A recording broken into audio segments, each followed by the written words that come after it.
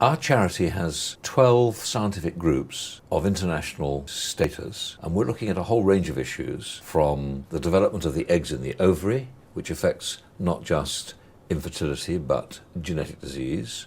We're looking at how the uterus functions, which is important in premature labour and in miscarriage. We're looking at the environmental influences which may make you susceptible to disease or psychological changes later on in life.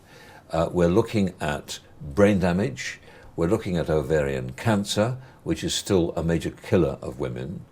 Those are some of the more important things we're doing. But as I say, there are 12 key research projects, all of which are of agreed international status. It's a very high impact set of research programs that we have.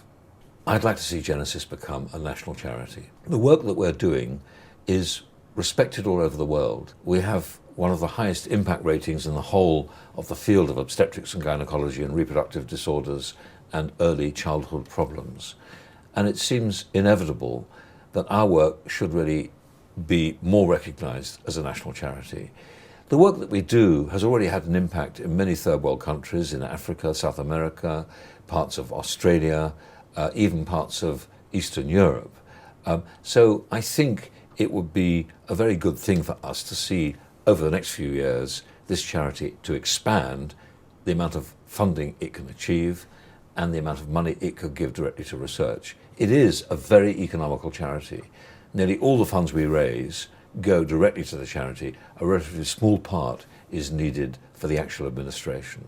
Of course, Genesis, like all good research charities, will get some funding from government. We do pretty well with funding for research because our research is genuinely regarded as being really important and of high impact.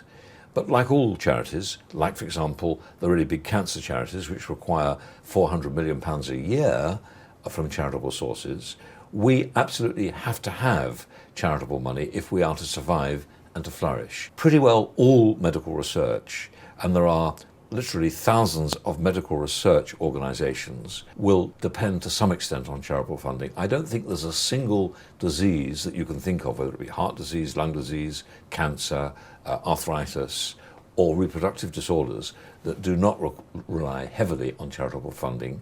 And at the present time, that is likely to become more and more important as the government claws back on public funding.